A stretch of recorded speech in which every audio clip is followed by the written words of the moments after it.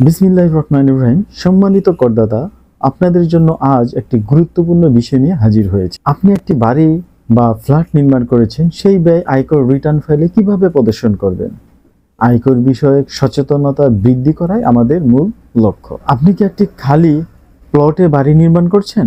আপনার প্রকৃত খরচ 1,20,00,000 টাকা। তাহলে প্রশ্ন হচ্ছে, আপনি এই ব্যয়টাকে কিভাবে ট্যাক্স ফাইলে দেখাবেন? আজকের আলোচনায় আমরা তা জানব। কিভাবে বাড়ি নির্মাণের ব্যয় ট্যাক্স ফাইলে সঠিকভাবে দেখাবেন? প্রকৃত খরচ নাকি সরকারি নির্ধারিত পিডব্লিউ রেট অনুযায়ী বিনিয়োগ দেখাতে হবে? কি হলে আপনাকে জরিমানা ও সুদের মুখোমুখি হতে পারে? ধরুন, আপনি আপনার সম্পদ বিমুতে একটি খালি জায়গা দেখিয়েছেন। পরবর্তী সময়ে আপনি সেখানে 4 তলা একটি বাড়ি নির্মাণ করলেন। আপনার প্রকৃত খরচ 1,20,00,000 টাকা। এখন প্রশ্ন, এই খরচটা আপনি কি সরাসরি আপনার আয়কর রিটার্নে দেখাতে পারবেন? উত্তর হলো না।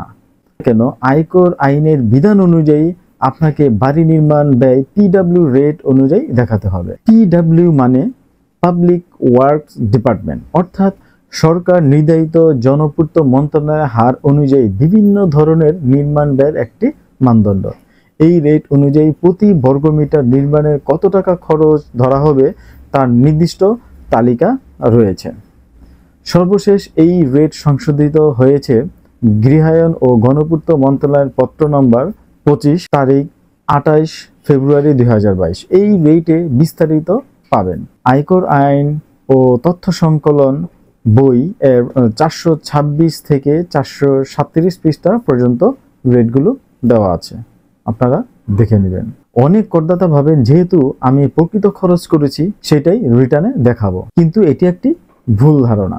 আয়কর কর্তৃপক্ষ আপনার রিটার্ন যাচাই করতে পারে এবং যদি দেখা যায় 1,20,00,000 টাকা দেখিয়েছেন অথচ পিডব্লিউ রেট অনুযায়ী তা হওয়া উচিত ছিল 1,60,00,000 টাকা, তাহলে কর কর্তৃপক্ষ ধরে নিতে পারে আপনি প্রকৃত বিনিয়োগ গোপন করেছেন বা কর ফাঁকি দিয়েছেন। ফলে হতে পারে জরিমানা, সুদ, আয়কর ফাঁকির অভিযোগ। আপনার সম্পদ বিবরণীতে বাড়ি নির্মাণ ব্যয় দেখানোর সময় সর্বশেষ পিডব্লিউ রেট অনুযায়ী প্রতি বর্গফুট বা বর্গ মিটার খরচ নির্ধারণ করুন। সেই অনুযায়ী মোট নির্মিত ফ্লোর এরিয়ার বর্গমিটার গুণ PW rate, foundation, first floor, second floor, third floor, এইভাবে রেট অনুযায়ী যেটার যেই রেট আছে সেই রেট অনুযায়ী রেটগুলো বসাবেন। তাহলে বের হবে মোট ব্যয়, মানে প্রত্যেকটা ফ্লোরের মোট ব্যয়।